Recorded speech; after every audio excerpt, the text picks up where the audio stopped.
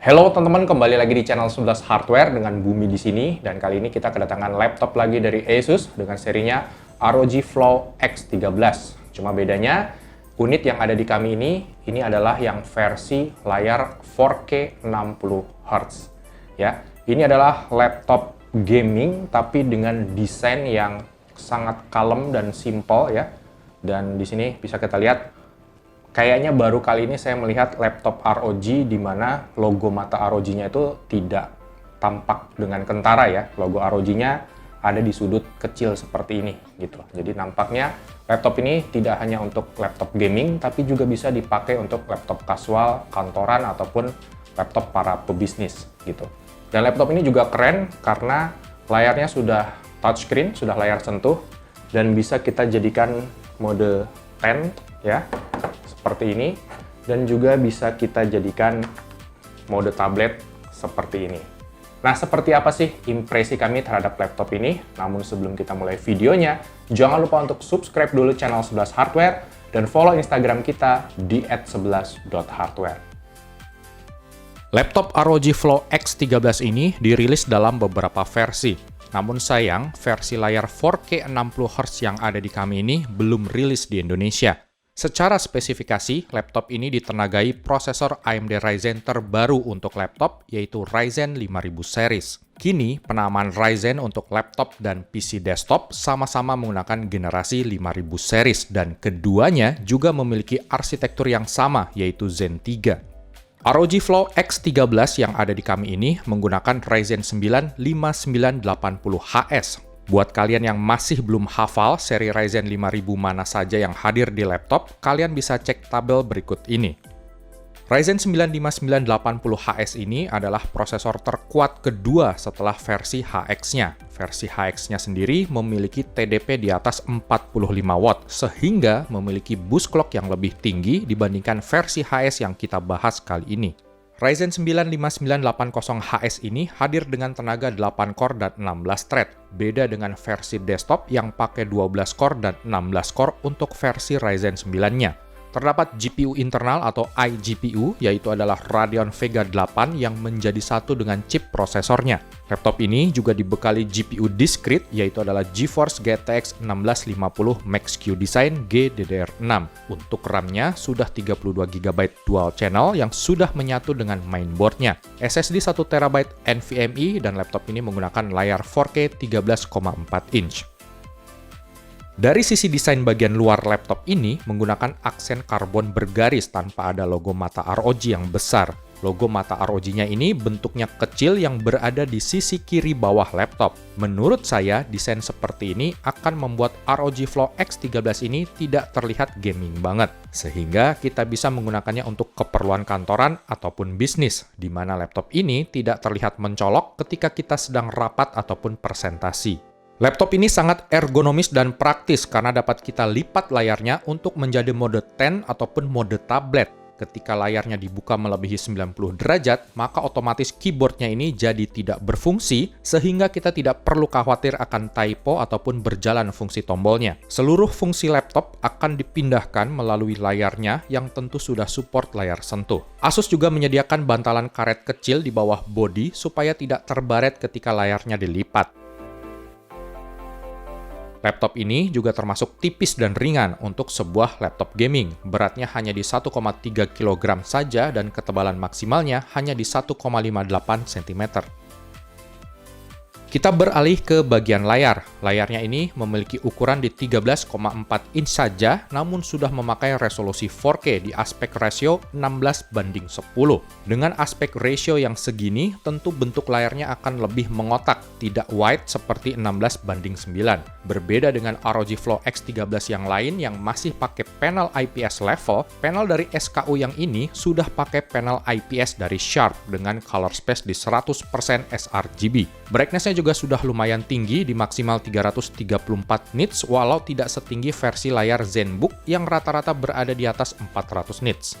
Layar 4K yang hanya 60Hz ini tentu tidak akan cocok buat kalian yang mengejar performa gaming yang kompetitif. Varian ini nampaknya lebih ditujukan kepada para pekerja produktif seperti arsitek, fotografer, ataupun video editor. Kemudian kita beralih ke bagian keyboard dan palm rest-nya. Untuk keyboardnya ini sayang sekali tidak memiliki feel sebaik versi ZenBook-nya.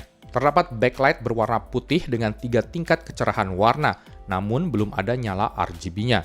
Untuk feel touchpad-nya juga tidak senyaman ketika saya menggunakan laptop ZenBook ataupun ROG lain yang pernah saya coba. Lalu di bagian palm rest-nya terdapat juga guratan-guratan bergaris seperti yang ada pada bodi bagian luarnya. Untuk konektivitasnya di sebelah kiri, terdapat slot khusus untuk docking GPU eksternal, port HDMI, audio combo jack, dan lampu indikator. Docking GPU eksternalnya ini dinamakan ROG XG Mobile. Kita bisa beli secara terpisah atau beli paketannya secara langsung. Di sebelah kanan terdapat tombol power, USB A 3.2 Gen 2, USB Type-C 3.2 Gen 2, dan lubang exhaust. Di bagian bawah laptop terdapat 2 buah lubang untuk intake udara dan terdapat 2 buah speaker down firing.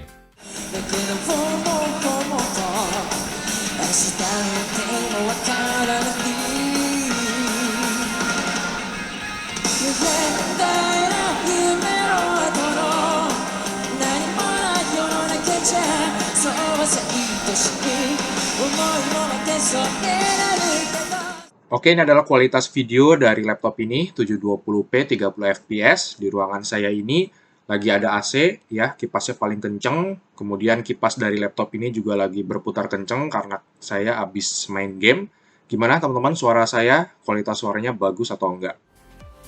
Dan ini adalah bagian dalam laptopnya. PCB mainboardnya menggunakan PCB berwarna merah. Jenis RAM yang digunakan adalah tipe LPDDR4X yang menyatu dengan mainboardnya. Untuk SSD yang digunakan juga SSD ukuran pendek, yaitu adalah SSD 2230 dari Western Digital. Untuk baterainya menggunakan baterai berkapasitas 62 Wh. Sepenggunaan saya sih untuk Netflix dan YouTube bisa bertahan antara 5-6 jam saja di kondisi battery saver.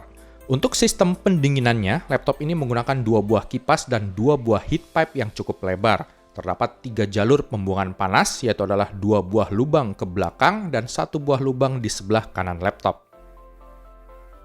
Oke, sekarang kita coba tes performa dari laptop ini. Namun sebelumnya, ini adalah skor benchmarknya. Di Cinebench R15, kita mendapatkan skor multicore di 2073 CB dan single core-nya sangatlah tinggi mencapai 240 CB. Saya rasa ini adalah salah satu single core tertinggi yang pernah saya lihat dari sebuah prosesor mobile. Kemudian ini adalah skor Cinebench R20-nya. Dan ini adalah konsistensi performanya jika kita jalankan Cinebench R20 sebanyak 10 kali berturut-turut. Skor Cinebench R20-nya cukup stabil sampai running ke-8, namun pada running ke-9 dan ke-10, skornya turun sekitar 200 CB. Lalu ini adalah skor 3D Mark Firestrike-nya. Grafik skornya mencapai 8.700-an poin, atau kalau di desktop mungkin tidak jauh berbeda dengan GTX 1050 Ti. Walau laptop ini sudah pakai layar 4K, namun untuk bermain game kita tidak mungkin menggunakan resolusi 4K juga, mengingat Vega card yang digunakan hanya GTX 1650 Max Q Design saja. So, di sini kita menyesuaikan settingan gamenya supaya GTX 1650 Max Q Design-nya bisa mengimbangi. Di game pertama adalah Shadow of the Tomb Raider. Di sini kita menggunakan settingan grafik high resolusi 1920x1200 pixel. Settingan grafik high ini adalah settingan grafik tertinggi kedua setelah highest. Game ini bisa cukup lancar dimainkan dengan mendapatkan rata-rata di sekitar 45 fps. Di game kedua adalah Pro Evolution Soccer 2020. Di sini saya menggunakan settingan grafik high dan resolusi 1920x1200 pixel. Tidak ada kendala apapun di sini, kita bisa memainkan game ini dengan sangat lancar dan stabil di 60 fps. Kemudian di pengujian berikutnya adalah rendering di Blender. Saya menggunakan Project Barbershop GPU dan merendernya dengan bantuan CPU dan GPU. Waktu render yang diperlukan mencapai sekitar 15 menit. Lalu yang terakhir adalah pengujian suhu. Di sini saya mencoba memainkan game PS 2020 selama 30 menit. Suhu prosesor Ryzen 95980HS-nya sendiri mencapai suhu maksimal di 94 derajat Celcius, sedangkan suhu GTX 1650 Max Q Design-nya mencapai maksimal di 87 derajat Celcius. Kesimpulan dari kami, ROG Flow X13 versi layar 4K 60Hz ini nampaknya adalah alternatif dari varian ROG Flow X13 yang lain yang memang benar-benar digunakan untuk keperluan non-gaming.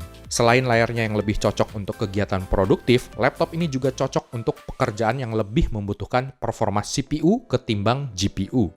Desain yang fresh ini memang agak sedikit menghindar dari kesan gaming banget. Tentu hal ini diharapkan mampu melirik para konten kreator, pekerja kantoran, ataupun buat para pebisnis. Demikian video singkat kita kali ini. Jangan lupa untuk dukung terus channel 11 Hardware dan sampai jumpa lagi di video kita yang berikutnya.